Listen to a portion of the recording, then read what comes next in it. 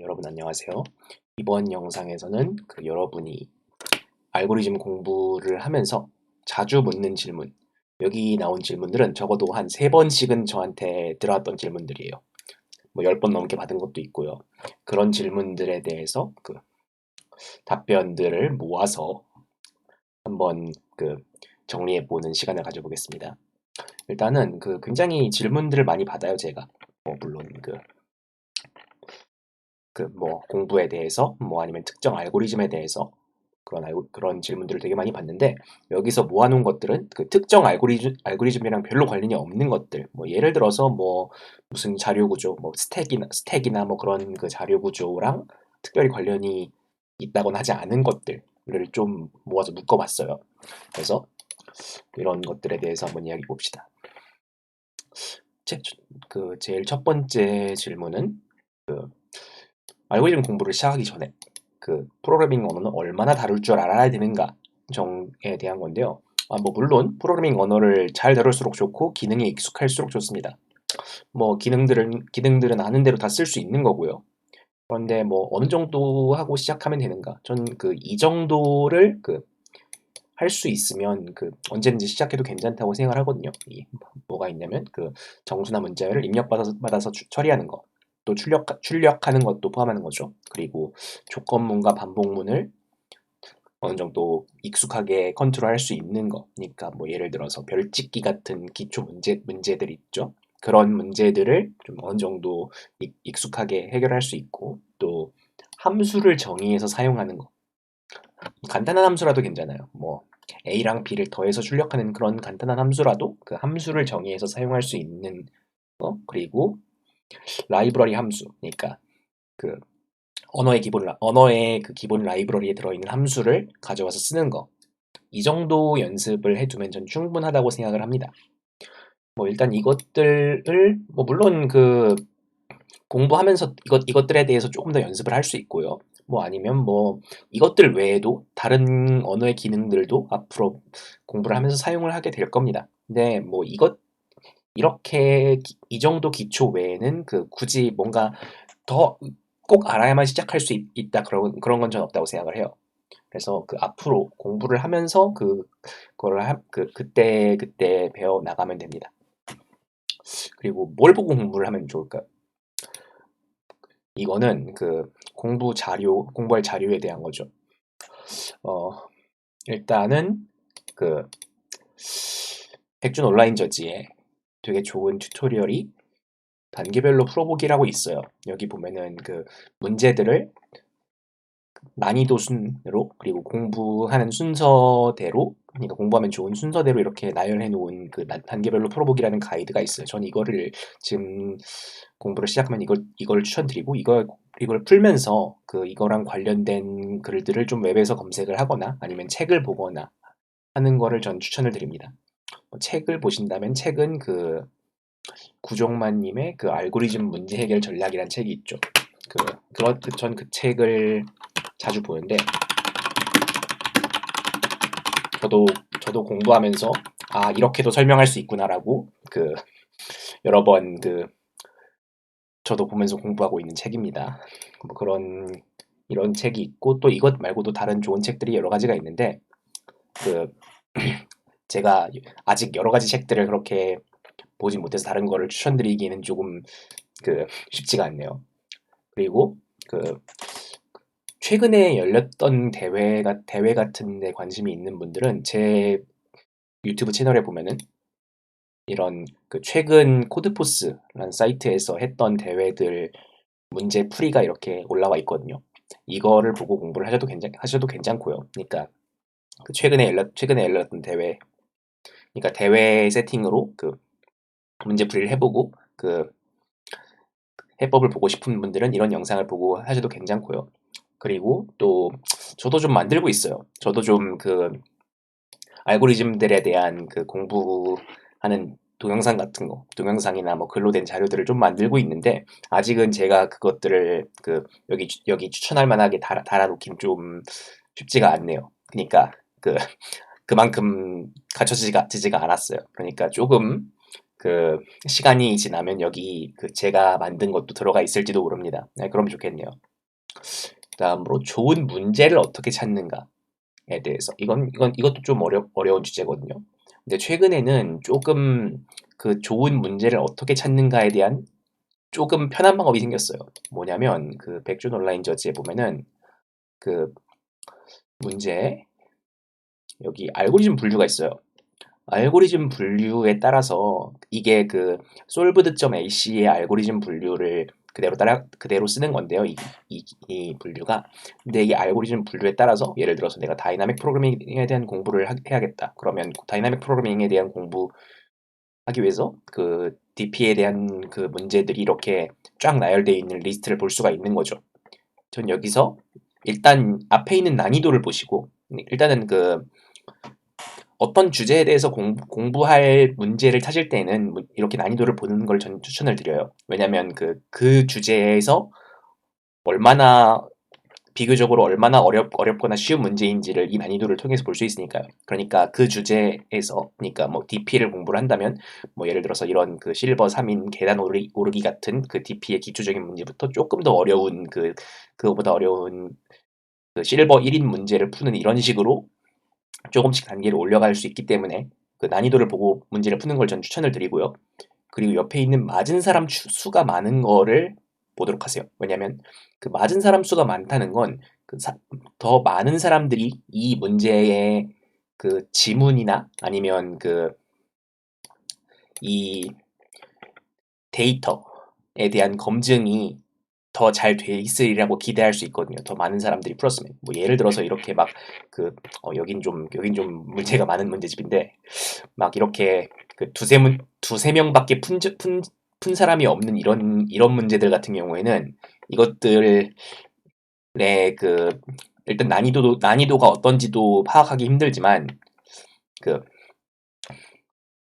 어, 이 문제의 데이터가 제대로 들어가 있는가 같은 검증이 제대로 안 돼 있는 경우도 있어요. 가끔씩. 그렇기 때문에 저는 이렇게 한 1000명 넘게 넘은 사람들이 많이 풀었으면 많이 풀었구나 싶죠. 그러니까 이런 문제들을 위주로 처음에 시작하시는 게 좋습니다. 이렇게 찾을 수 있고요. 그리고 또 특정 대회 기출 문제를 보시려면 여기에 보면 문제집도 좋은 기능이죠. 문제에 여기 출처가 있어요. 여기 보면은 어떤 대회에 나왔던 기출 문제를 이렇게 정리를 해둔 게 있습니다. 예를 들어서 ICPC의 기출 문제를 보면은 그 여기 ICPC는 리저널이랑 월드 파이널이 있죠. 여기 그 어떤 지역에 몇 년도에 나왔던 문제, 뭐 예를 들어서 중앙 유럽에 그 몇 년도에 나왔던 문제 이런 식으로 그 풀 수 있게 이렇게 정리가 돼 있습니다. 이런 데 들어가서 그 이런 식으로 대회 하나를 놓고 보실 때는 난이도를 끄고 보시는 걸 좀 추천을 드려요. 그러니까 대회 하나를 놓고 통째로 풀 때는 난이도를 끄고 하는 게 좋은 게 그래야지 그 대회랑 비슷한 세팅에서 내가 대회에 나갔다면 몇 등이나 했을까 같은 그런 그 걸 해볼 수 있으니까요. 그래서 이런 식으로 그 특정 대회에 나왔던 세트들을 볼 수가 있는데 전 여기서 만약에 그 혼자 대회 같은 느낌으로 공부를 하고 싶다. 그러면 여기 올림피아드에서 보시는 걸 추천을 드리는데 그 중에서 그 많은 사람들이 찾는 게 여기 미국 컴퓨팅 올림피아드 여기 같은 경우에는 그 난이도에 따라서 이렇게 티어가 나뉘어 있거든요. 골드, 실버, 브론즈 이런 식으로. 그래서 그 특정 난이도 위주로 몇 문제 정도 이런 식으로 문제를 받아보기가 좋아요. 그러니까 이런 식으로 그 문제를 찾는 거를 추천을 드리고 그러니까 올림피아드 그중에서 그 미국 정부 올림피아드나 아니면 뭐 한국 정부 올림피아드 같은 그 기출 문제를 보시면 되겠습니다. 그리고 뭐 만약에 팀 연습을 한다. 팀 연습을 하면 그 ICPC 세트를 보는 게 좋아요. 이게 ICPC 세트랑 올림피아드 세트가 어떻게 다르냐면 ICPC는 한 10문제 정도가 나오죠. 한 번 대회에 한 11문제, 12문제 정도가 나와요. 그러면 이거는 그 11문제, 12문제가 되고 분야가 다 다른데 그러면 그것들을 혼자서 다 처리할 수 없는 양이에요. 이거는 5시간 동안 보통. 그래서 굉장히 그 서로 여러 가지 그러니까 서로 각자 잘하는 게 다른 그 여러 명의 팀원들이 그 논의를 해가면서 이거는 네가 푸는 게 좋겠다. 이건 내가 잘하니까 이건 내가 풀어야겠다. 이런 그 논의를 해가면서 그 서로 나눠서 풀 수 있는 그 정도의 그 양이고요. ICPC 문제 같은 경우에는 뭐 그 외 올림피아드 같은 경우에는 보통 5문제 안쪽으로 나오죠. 한 번 대회 할 때마다. 그래서 그 뭐 이런 식으로 세 문제에서 5문제 나오는 게 보통이거든요. 이런 식으로 그렇게 그러니까 10문제씩 보고 이것들 중에 뭐를 나눠서 풀기는 조금 그 어려운 그 정도 양이 나오니까 이렇게 여럿이서 문제를 푼다면 ICPC 세트를 그리고 또 그 여럿이서라는 건 보통 3명이죠. 그 뭐 그렇지 않고 혼자서 공부를 한다면 올림피아드 세트를 보시는 게 좋습니다. 그리고 또 그 외에도 코드포스에 보시면 코드포스가 뭔진 좀 이따가 한번 설명을 드릴 텐데 여기 보시면 이전에 했던 대회들이 있고 그거에 대한 설명도 설명이 제 유튜브에 올라와 있거든요. 이러니까 그 여기 보시면 버추얼 파티시페이션이라고 그 지금부터 시작해서 그 2시간 동안 그러니까 그 대회 원래 대회에 원래 주어진 시간 동안 그러니까 뭐 예를 들어서 한 2시간 동안 그 내가 마치 참가자가 됐던 것처럼 문제를 풀어보는 거예요. 그래서 그 내가 이 대회 나갔으면 몇 등인지를 딱 보여주는 그런 기능이거든요. 이런 식으로 대회를 한번 치러보고 그리고 그 대회 치른 거랑 그 여기서 제가 풀이를 설명해 놓은 거랑 한번 비교를 해볼 수가 있어요. 이런 식으로 공부를 하실 수가 있습니다. 그래서 일단은 이런 식으로 그 좋은 문제를 찾을 수 있고요. 또 아까 얘기했듯이 그 많은 사람들이 풀었던 문제일수록 그 좀 검증이 돼 있고 또 되게 좋은 점이 뭐냐면 그 많은 사람들이 풀었던 문제 같은 경우에는 문제 제목만 가지고 문제 제목이랑 그 번호만 가지고 뭐 예를 들어서 다이나믹 프로그래밍의 1932번 정수삼각형 문제를 푸는데 좀 어렵다. 그러면 이 정수삼각형이라는 문제 제목이랑 번호만 가지고 검색을 해도 그 웹에서 잘 정리된 자료가 나와요. 그러니까 누군가 풀고 정리해 놓은 그 자료가 나오거든요. 그런 걸 보고 공부하시는 것도 좋습니다. 그래서 이렇게 문제들을 찾을 수 있고요. 그 다음 질문은 해답을 언제 보는 게 좋을까요? 얼마나 문제에 대해서 고민을 한 다음에 해답을 보는 게 좋을까요? 라는 건데요. 이건 굉장히 오래 공부한 분들도 좀 다르게 생각들이 좀 다른 그런 주제인데, 일단은 그 여러분 뭐 어떤 문제를 받잖아요. 근데 문제를 받았는데 그 문제를 보니까 그 내가 이걸 풀 수 있는지 없는지 좀 확신이 안 서는 경우도 있죠. 그러니까 뭐 어떤 그 랜덤한 문제를 받았는데 이 문제를 내가 풀 수 있을지 없을지 확신이 안 서요. 근데 그런 상태에서 뭐 한 3시간을 이 문제를 고민을 했어요. 근데 3시간을 했는데 이 문제에 대한 그 답이 안 나오면 우리가 여기서 10시간, 20시간 공부를 한다고 해서 이것만 그 들여다본다고 해서 우리가 이걸 풀 수 있는 게 갑자기 튀어나오진 않아요. 그러니까 보통은 내가 지금 모르는 어떤 그 자료 구조나 알고리즘에 있거나 아니면 내가 지금 사고를 하고 있는 게 어딘가에 그 중요한 부분에서 막혀 있는 그런 경우가 그 이렇게 그 3시간 정도 넘게 이렇게 막혀 있는 경우는 보통 그런 경우죠. 그래서 그래서 여러분 그 주의하셔야 될 건 절대로 그 한 문제를 가지고 그 답이 전혀 안 보이는데 계속 보고 있으면 안 돼요.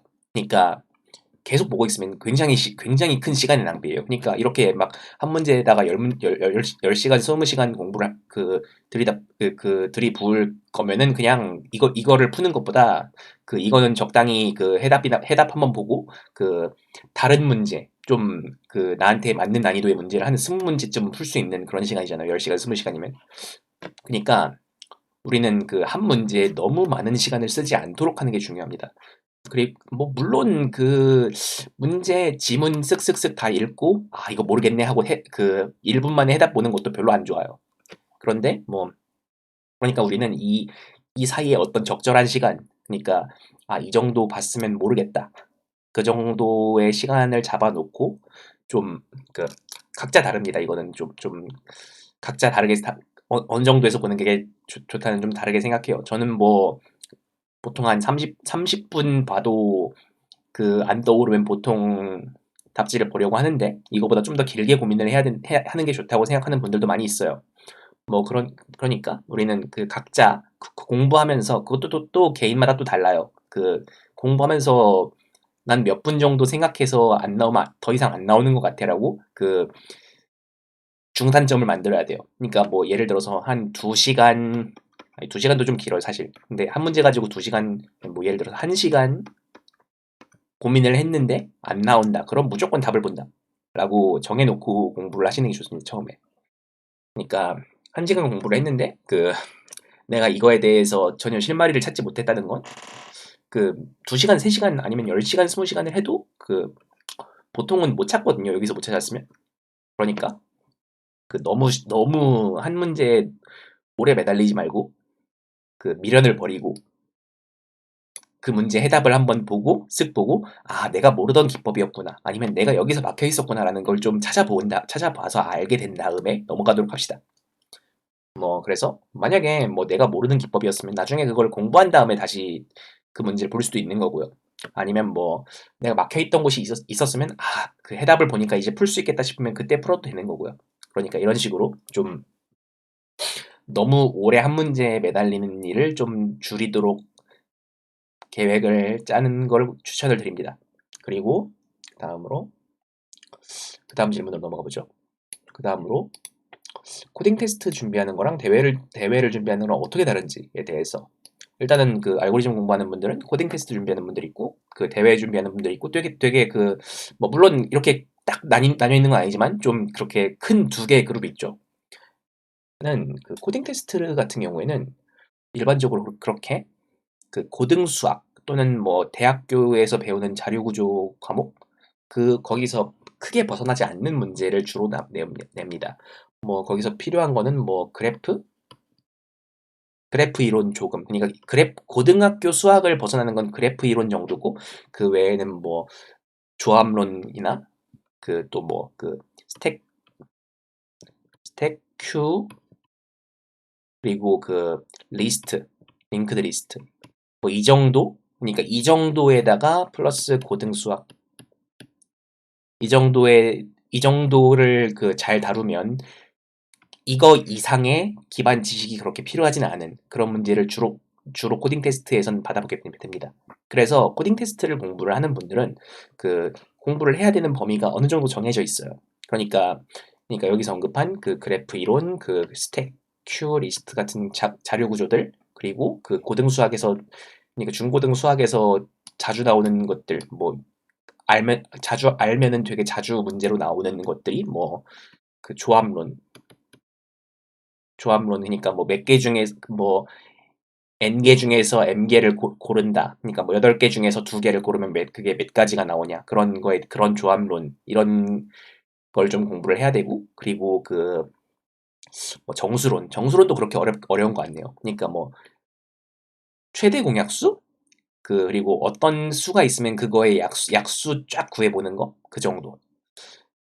그 정도가 보통 이 코딩 테스트 같은 데서 나오게 됩니다. 그러니까 이 정도 내에서 문제가 거의 다 나오니까 이 정도를 중점적으로 공부를 하시면 돼요. 그냥 꼼꼼하게 이 안에 나오는 문제는 뭔지 풀 수 있도록 그렇게 공부를 하시면 되는데 대회 같은 경우에는 도대체 내가 어디서 듣도 보도 못한 자료 구조라든가 그러니까 막 대학교 전공서적 저 뒤편에 한 번쯤 소개될 것 같은 그런 굉장히 어려운 자료 구조라든가 아니면 굉장히 복잡하게 이 원래 문제를 갖다가 이 과정을 거쳐서 이런 문제로 변형하고 이 과정을 거쳐서 저런 문제로 변형한 다음에 그거를 또 어떤 과정을 거쳐서 이렇게 답을 내는 그런 문제라든가 뭐 그런 굉장히 뭐 우리가 프로그래밍을 해서 풀 수 있는 건 거의 다 문제로 낼 수 있어요.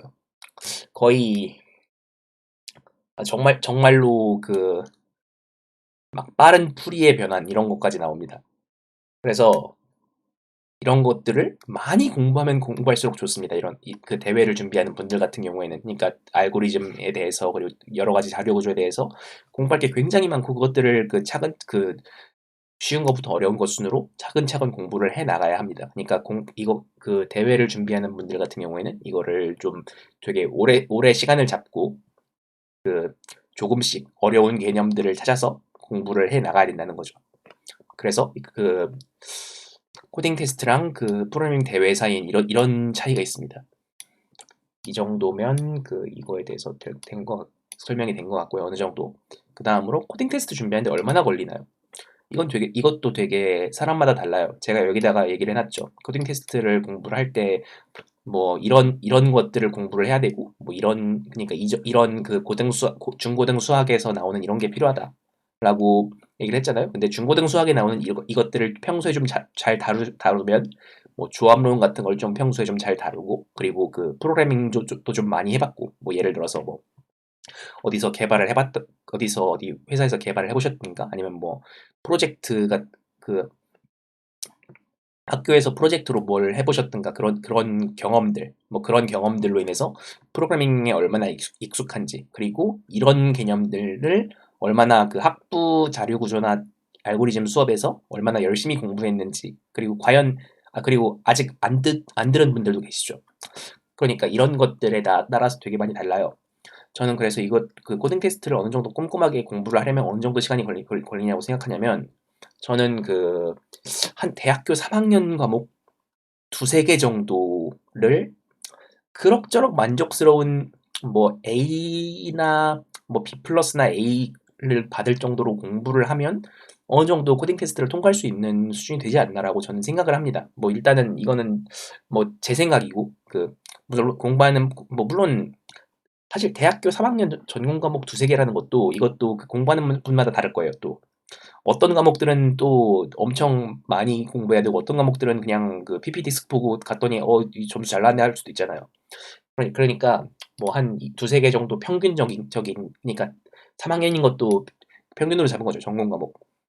그러니까 한 평균적인 과목을 어느 정도 공부를 해야 되는지를 생각을 해보시면 이 정도 그러니까 뭐 한 학기에 그 시험 공부하는 거에 한 3분 그 6과목 정도 듣잖아요, 보통. 그러니까 한 3분의 1 정도? 한 3분의 1에서 2분의 1 정도?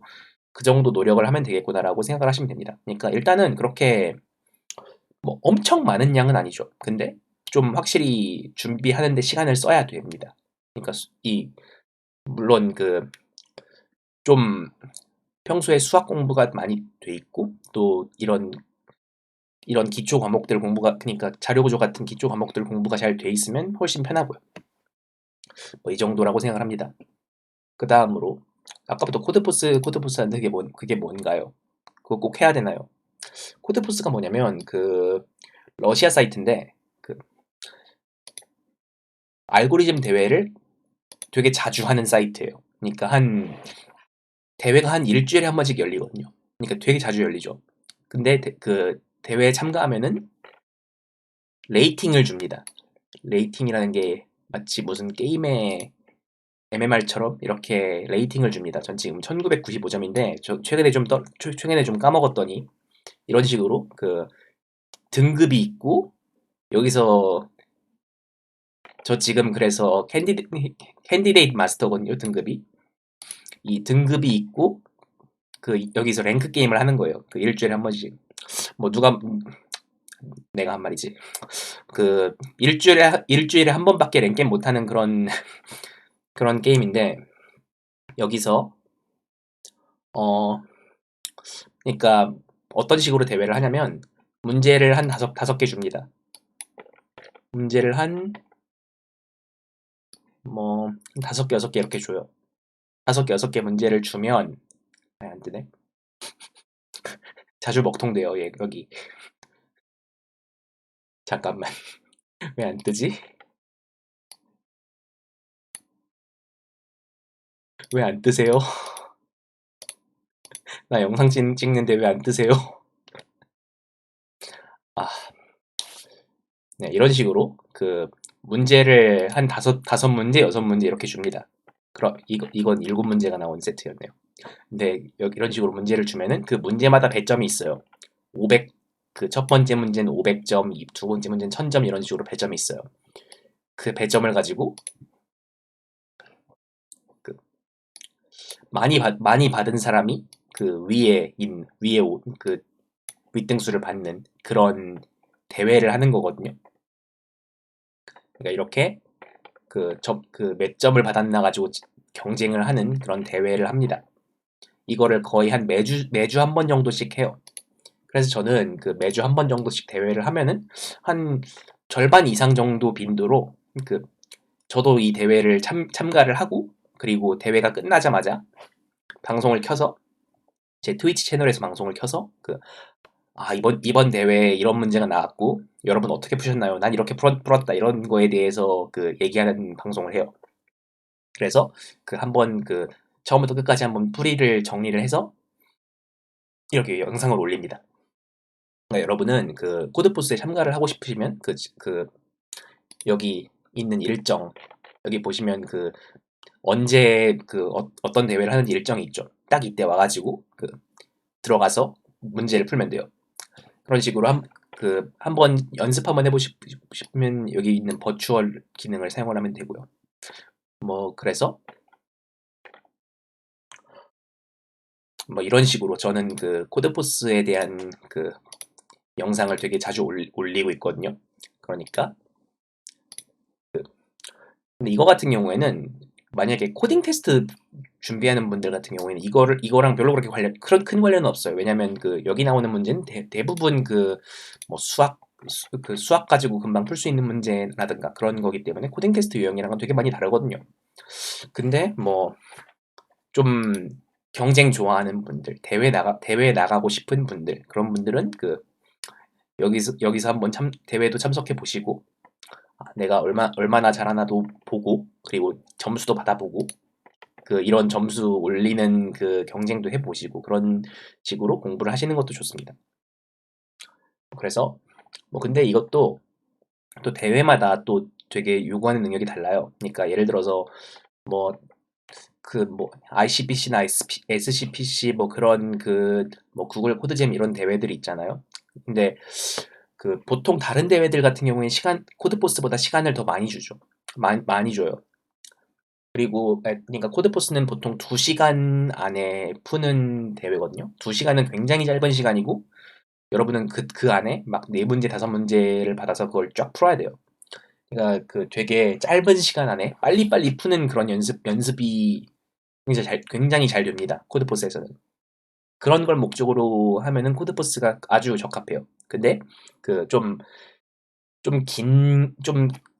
길이가 긴 대회랑은 조금 거리가 있는 그런 포맷이기 때문에, 그러니까 뭐 반드시 이거를 하셔야 되는 건 아니고, 그러니까 대회 준비하는 분들이 저는 그래도 여기서 공부를 하시는 것도 좋은 방법이라고 생각을 하고 추천을 드립니다. 그리고 제 영상이나 방송도 참고를 하시면 좋고요.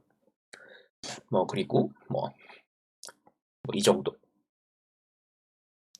뭐 매주 여기서 근데 문제를 누가 내냐면 여기 등급 높은 분들이 그러니까 여기 등급 높은 분들 저는 별로 안 높아요. 한 2000점밖에 안 되는데 막 2400점 넘는 이런 분들이 그, 돌아가면서 내요. 그러니까 막 이번엔 누가 내는 세트다 이런 식으로 막 돌아가면서 내요. 그런 식으로 그런 식으로 대회를 준비를 하고 대회가 개최가 되고 뭐 문제 저자에 따라서 좀 문제 성향이 좀 다르기도 하고 뭐 그런 식으로 좀 즐겁게 대회를 하실 수가 있는 사이트입니다. 뭐 항상 즐거운 건 아니지만요. 그래서 이 정도 코드포스에 대한 얘기를 하고 또 그다음 지금부터 공부 시작해가지고 코드포스 몇 점 찍으려면 얼마나 걸릴까요? 이런 거를 저 진짜 많이 들어봤거든요. 근데 이건 절대로 대답할 수 없는 질문인데요. 질문하시는 분께서 지금까지 얼마나 공부했는지를 전 전혀 모르거든요. 그래서 뭐 일단 지금까지 얼마나 공부했고 뭐 뭘 위주로 공부했고 그런 거에 따라 다르지만 코드포스에서 레이팅을 올리려면 블루까지는, 그러니까 여기 레이팅 그래프에 보면은 여기 맨 밑에 그레이고 그 위에 그 뭐지? 이거 색깔 이름이 그린이지. 그린이고 그 다음이 민트고 그 다음이 블루고 그 다음이 퍼플이고 그 다음이 오렌지예요. 전 지금 퍼플에 있죠. 근데 여기 한 블루 한 중반까지는 빨리 푸는 게 제일 중요해요. 그러니까 그렇게 어려운 문제를 푸는 것보다 앞에 있는 쉬운 문제를 빨리 파악해서, 그러니까 이게 뭐 하는 문제구나라는 걸 빨리 파악해서 빨리 푸는 게 제일 중요합니다. 그래서 이 정도까지는 그걸 연습하는 게 제일 중요합니다. 그리고 또 앞에 있는 문제를 빨리 풀어야 뒤에 있는 문제를 손이라도 댈 수 있거든요. 그래서 시작하자마자 한 30분 안에 1, 2번 문제를 싹 풀어야 돼요. 그거를 연습하는 게 일단 블루까지입니다. 그렇게 하고 나면은 그렇게 하고 나면 그 다음 문제를 볼 시간이 생겨요. 거기서부터는 그 되게 여러 가지 알고리즘으로 나오는 그런 문제들을 여러 가지 문제들을 공부를 해서 풀어야 되는 거죠. 그러니까 일단은 여기 밑에 계신 분들은 그러니까 앞으로 올리려는 분들은 좀 앞에 있는 문제들을 되게 빨리 푸는 연습을 하면 좋습니다. 그러니까 여기 블루까지 올리려면, 그러니까 일단 여기까지 가고 싶은 분들, 그리고 여기서부터 올리려면 좀 더 어려운 문제들도 풀 줄 알아야 된다는 거죠. 그래서 이 정도 설명하면 되겠고요. 그 다음으로 알고리즘만 공부하면 취직할 수 있나요? 왜? 큰 대회에서 몇 등 하면 어디서 연락 오나요? 그러니까 최근에 브랜디라는 회사에서 좀 큰 대회를 열었었죠. 1등 하신 분이 브랜디라는 회사에 취직할 수 있는 그런 되게 큰 대회를 열었었는데, 그 대회 우승을 고등학생인 분이 했죠. 그런 식으로 그 대회가 열리기도 했어요. 근데 그게 좀 신선했어요, 저는. 뭐 일단은 그랬는데, 뭐 그런 대회도 있었지만 보통은 그렇게 알고리즘을 좀 잘한다고 해서 그렇게 간단하게 취직을 할 수는 없습니다. 물론 알고리즘 잘하는 분들을 되게 좋아하는 회사들이 있어요. 근데 거기서 말하는 잘하는 분들이라는 게 국제대회 갔다 오신 분들이나 뭐 아니면 그 되게 삼성에 사는 대회나 그런 데서 막 상위권 입상한 분들, 그런 분들은 조금 확실하게 유리합니다. 그런 회사에 취직하는데. 그런데 거기까지 가려면 그거 굉장히 힘들어요. 그러니까 거기까지 공부를 하는 게 힘들어요. 그러니까 막 몇 년씩 알고리즘 공부를 해가지고 거기까지 준비하는 건 보통 특정 회사에 취직하려고 공부하는 거랑 것보다 훨씬 많이 걸립니다. 시간도 많이 걸고 고생도 많이 해야 돼요. 그렇기 때문에 이걸 내가 지금부터 알고리즘 공부를 시작해가지고 내가 취직을 해야겠다라고 생각을 하면 10년 뒤에야 취직할 수 있을 거예요. 그러니까 여러분은 알고리즘 공부를 시작을 할 때 이걸 가지고 취직해야 된다라는, 그러니까 이것만 가지고 취직하겠다라는 생각은 보통 안 하는 게 좋습니다. 그러니까 뭐 물론 코딩 테스트를 통과할 수 있는 데까지 공부를 하시면 코딩 테스트를 통과하는 만큼 유리하죠. 네, 물론 거기까지는 확실하게 유리하지만 그거 이상으로 더 취직에 유리해지기 위해서 알고리즘을 공부하실 필요는 없다는 거예요. 일단은 그렇고요. 그리고 또 취업 과정은 코딩 테스트만 있는 게 아니잖아요. 코딩 테스트는 보통 예선이고, 그거 이후에 막 기술 면접 보고 뭐 그런 이것저것 다른 절차들이 있죠. 그럼 그것들도 통과를 해야 되는 거기 때문에 이것만으로 되는 게 아닙니다. 그래서 이것만으로 취직을 하는 건 뭐 이거를 특기로 하는 분들도 있지만 그렇게 하려면 적어도 3, 4년 정말로 한 10년 걸릴 수도 있게 공부를 해야 되고요. 그리고 또 조금 번외로 몇 점 뭐 하면 어디 회사에서 연락 오나요라는 질문에 대해서는 저는 딱 2번 받아봤어요. 그런 연락을. 그리고 저는 지금까지 취직한 적이 없습니다. 뭐 이 정도만 얘기할게요. 그리고 그거 받은 지도 되게 오래됐네요. 그리고 알고리즘 공부를 많이 하면 실무에 도움이 되나요? 이 질문에 대해서는 밑에 링크 달아놔야겠다. 다른 분이 이거에 대해서 되게 좋은 영상, 좋은 강의를 하신 적이 있는데 도움이 안 됩니다. 그러니까 만약에 여러분이 이미 좀 숙련된 개발자라면 그렇게 큰 도움은 안 됩니다. 근데 뭐 물론 여러분이 만약에 프로그래밍을 공부 시작하신 지 얼마 안 됐고 그리고 좀 수학적인 모델들 예를 들어서 뭐 아까 코딩 테스트 준비할 때 필요하다고 얘기했던 뭐 조합론이라든가 아니면 뭐 좀 기초적인 자료 구조 그런 것들을 그러니까 스택이나 큐 이런 걸 잘 구현하지 못하는 상태에서 알고리즘 공부를 시작하면 알고리즘 공부하는 과정이 프로그래밍 공부에 굉장히 많이 도움이 됩니다.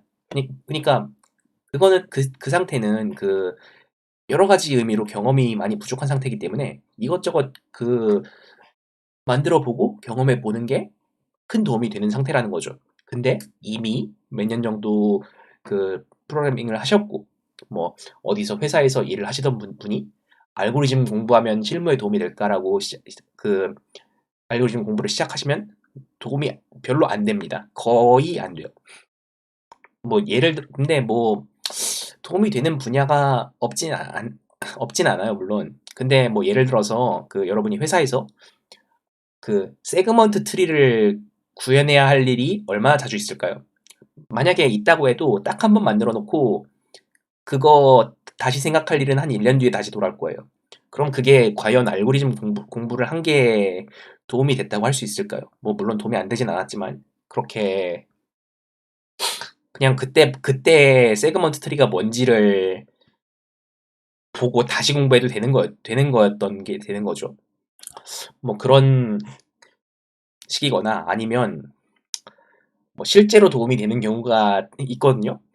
아, 그러니까 그 업무가 문제 출제나 아니면 알고리즘 강의나 이런 쪽이 업무면 실제로 도움이 됩니다. 그래서 전 지금 하고 있는 실무가 이거잖아요. 그래서 전 알고리즘 공부하는 게 도움이 돼요. 어, 이건 네.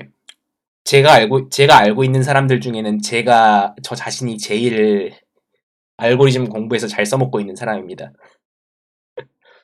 뭐, 그렇고요. 그러니까 저는 지금 당장 실무로 알고리즘에 대한 강의를 하거나 하기 때문에 정말로 잘 써먹고 있는 사람은 저 이상으로 잘 써먹을 수 있나? 뭐, 가능해요. 물론 굉장히 복잡한 특정 설계 중요한 부분을 하는 분이면 저보다 더 알고리즘 공부가 중요한 그런 업무도 존재할 거예요. 근데 제가 아는 분들 중엔 저보다 알고리즘 공부한 게 그 실무에 도움이 되는 분은 없어요. 다음 마지막으로 제일 많이 받아본 질문인데요. 폰 노이만이랑 투어리스트가 싸우면 누가 이기나요? 이거에 대해서는요. 일단 투어리스트가 누구냐면요.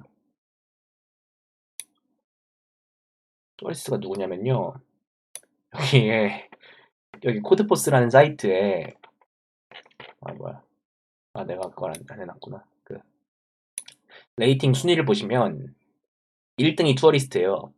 이게 최근에는 이쪽에 경쟁이 좀 치열해가지고 1등이 몇 번 바뀌고 그랬는데 최근에는 투어리스트라는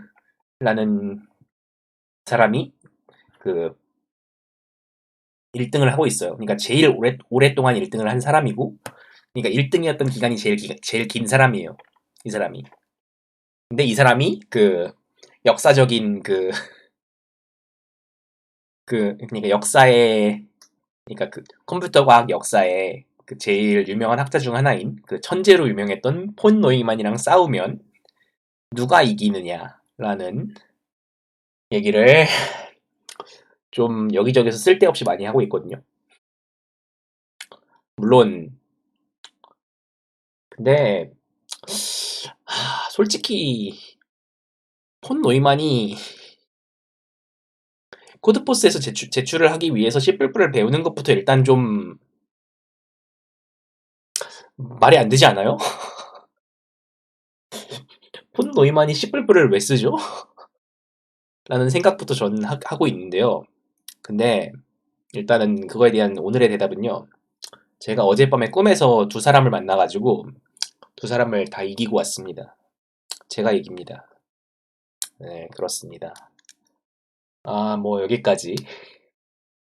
좀 맨 뒤쪽은 그렇게 유용한 내용은 아니었지만, 예, 제가 이긴다고요. 네, 이긴다고 아니요, 이겼다고요.